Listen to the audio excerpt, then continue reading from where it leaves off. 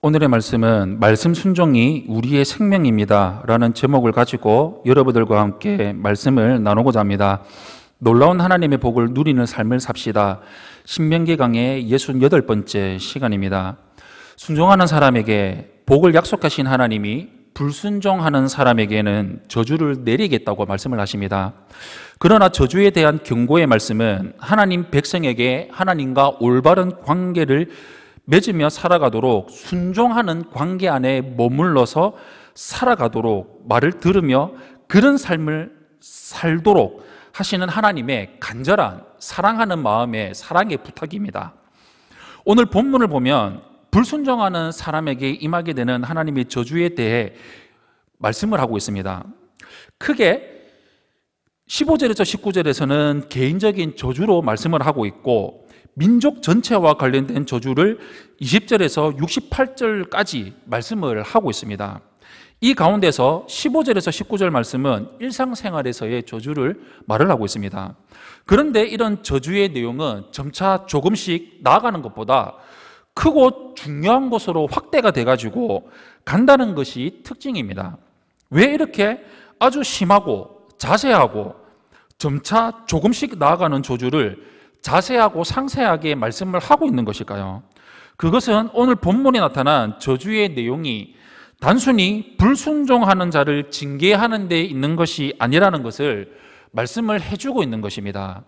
오히려 최대한 백성들의 범죄적인 성향을 억제를 시키고 한순간 불순종하는 죄를 지어서 하나님께 징계를 받았다 해도 그 즉시 얼른 돌이켜서 순종함으로 그 다음에 미치게 될 하나님의 저주로부터 벗어나도록 하기 위함입니다.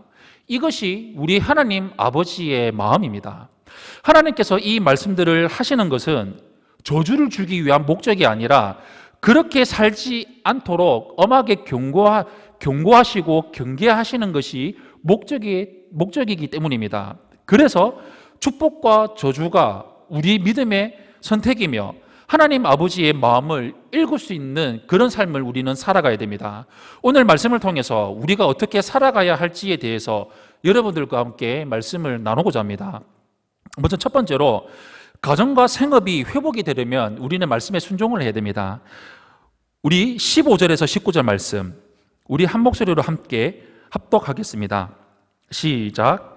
내가 만일 내 하나님 여호와의 말씀을 순종하지 아니하여 내가 오늘 내게 명령하는 그의 모든 명령과 규례를 지켜 행하지 아니하면 이 모든 저주가 내게 임하며 내게 이를 것이니 내가 성읍에서도 저주를 받으며 들에서도 저주를 받을 것이요 또 내 광주리와 떡반죽 그릇이 저주를 받을 것이요 내 몸의 소생과 내 토지의 소산과 내 소와 양의 새끼가 저주를 받을 것이며 내가 들어와도 저주를 받고 나가도 저주를 받으리라. 아멘. 이스라엘이 여호와의 말씀에 순종할 때는 너무나도 엄청나고도 크고 놀라운 복이 임해가지고 하나님 백성의 사명을 감당하면서 살아갈 수가 있습니다.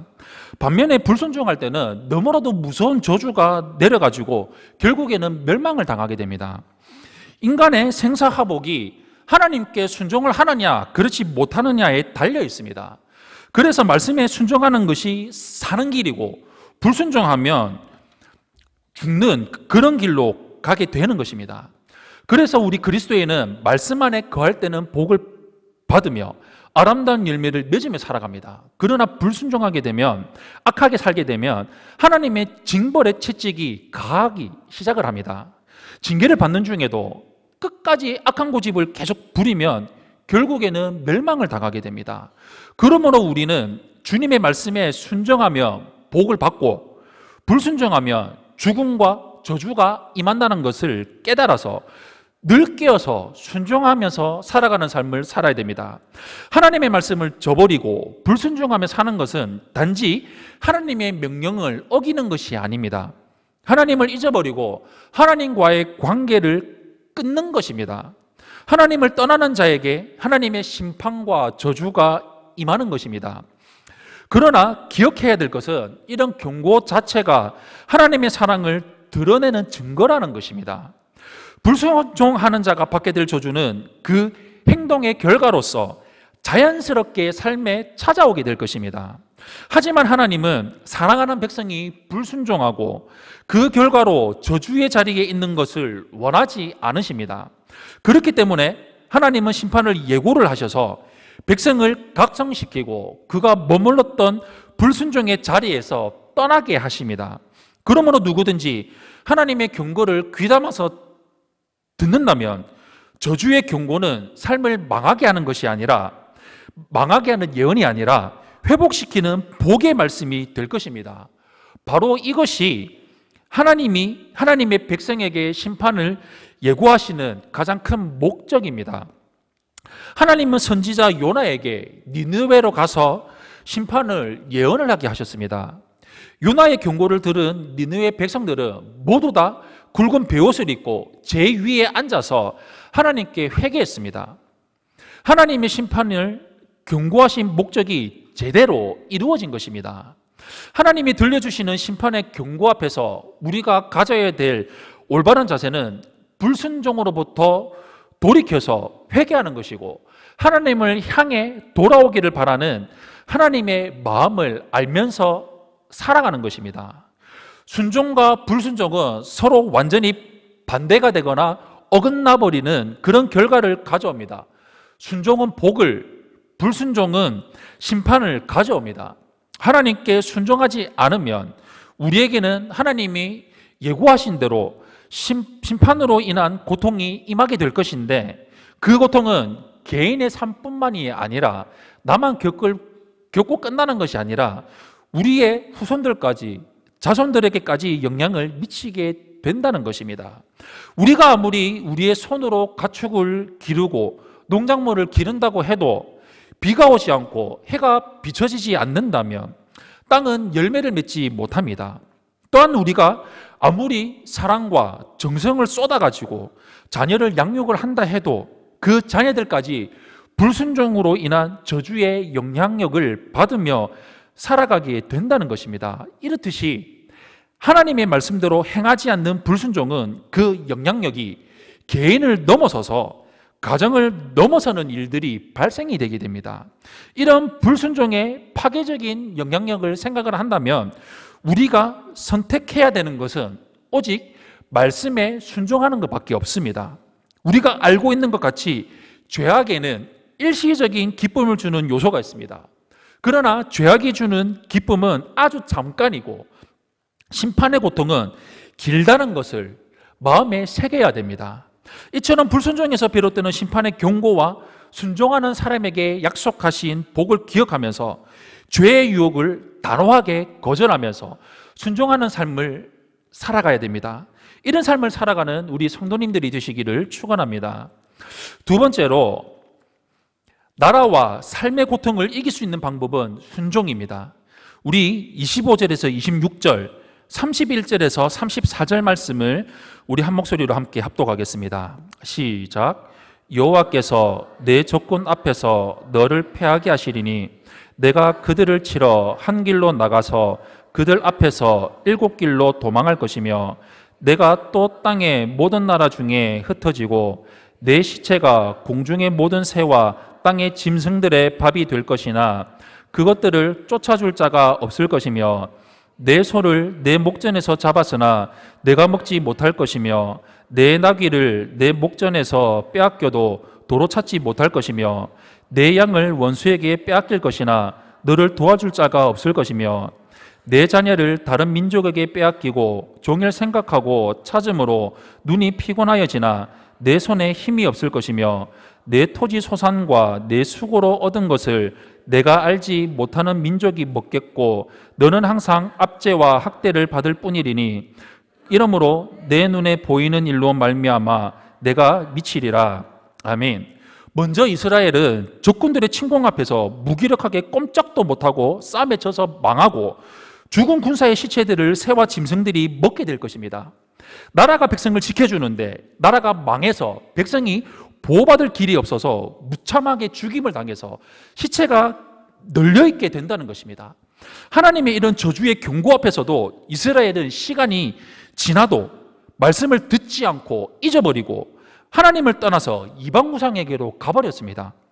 이에 하나님께서는 잔인하고 포악한 아수르와 바벨론을 통해서 이스라엘을 멸망시키셨습니다. 남녀노소를 가리지 않고 많은 사람이 적군의 창과 칼에 찔려 죽었는데, 그런 상황에서 그들을 구원해 줄 사람이 아무도 없었다는 것이 가장 큰 문제입니다. 하나님의 말씀에 불순종한다면 이렇듯이 우리는 나라까지 송두리째 빼앗길 수 있다는 것을 명심해야 됩니다. 불순종하는 백성은 마지막 희망까지 모두 다 빼앗깁니다. 사랑하는 가족과 연인도, 가옥도, 애정주지 아끼는 포도원의 열매도, 잘 키웠던 가축들도, 땀 흘려 수고해서 얻은 온갖 수확물도 침략당해서 이방인들에게 전부 다 빼앗기게 됩니다. 하나님이 이스라엘 백성에게 주셨던 땅을 다시 빼앗으시고 그들을 쫓아내시는 이유는 무엇일까요?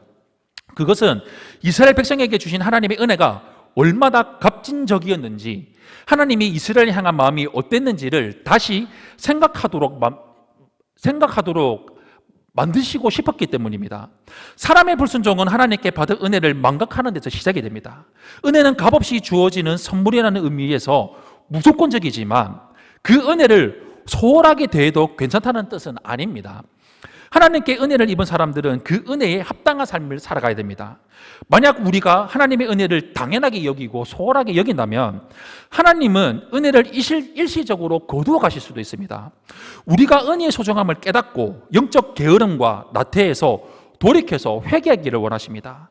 우리가 하나님의 은혜로부터 떨어져서 잃어버리게 되거나 빼앗기게 되는 고통 가운데 있다면 그 즉시 속히 돌이켜서 하나님의 자녀로서 책임 있는 삶을 회복해야 됩니다. 의와 진리와 거룩함에서 그리스도를 닮아가는 삶, 성령님을 따라가는 삶, 육체와 싸우는 삶을 멈추지 않으며 살아가는 이런 삶을 이루며 살아가는 우리 성도님들이 되시기를 축원합니다. 마지막 세 번째로, 순종할 때 질병의 고통을 이길 수가 있습니다. 27절에서 29절, 35절 말씀 우리 한 목소리로 합독하겠습니다. 시작.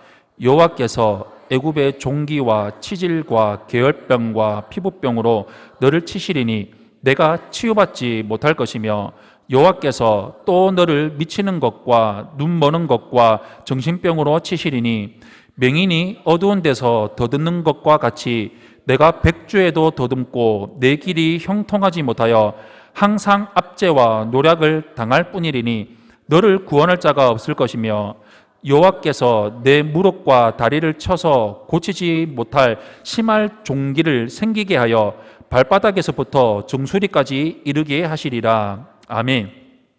불순종하는 사람에게 미리 알려주신 심판 중에 하나는 질병의 고통입니다. 물론 모든 질병이 하나님의 징계로부터 온다는 것은 아닙니다. 그런데 어떤 질병은 우리의 불순종으로 인해서 올 수도 있다는 것입니다. 오늘 본문에서 하나님은 불순종하는 사람에게 애굽의 종기와 치질, 괴혈병과 같은 육체적인 질병이 있을 것이라고 경고를 하고 있습니다. 이처럼 하나님은 인간의 불순종에 대한 징계로 질병을 사용을 하십니다. 다윗은 하나님이 주신 승리와 번영에 취해가지고 마음이 교만해져가지고 그가 다스리는 백성이 얼마나 되는지 궁금해서 인구조사를 시행을 했습니다.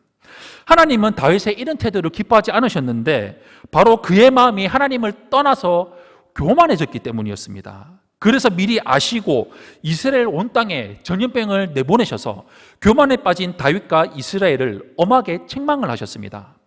오늘날 물질적으로 과거보다 풍요로운 세대를 살아가면서도 우울증, 공황장애나 불안증과 같은 정신적인 질병이 급속하게 증가를 하고 있습니다. 그 이유가 무엇 때문일까요? 현대인들이 하나님을 외면했기 때문입니다. 하나님을 믿는다고 하면서도 온전하게 믿고 의지하지 못하기 때문입니다.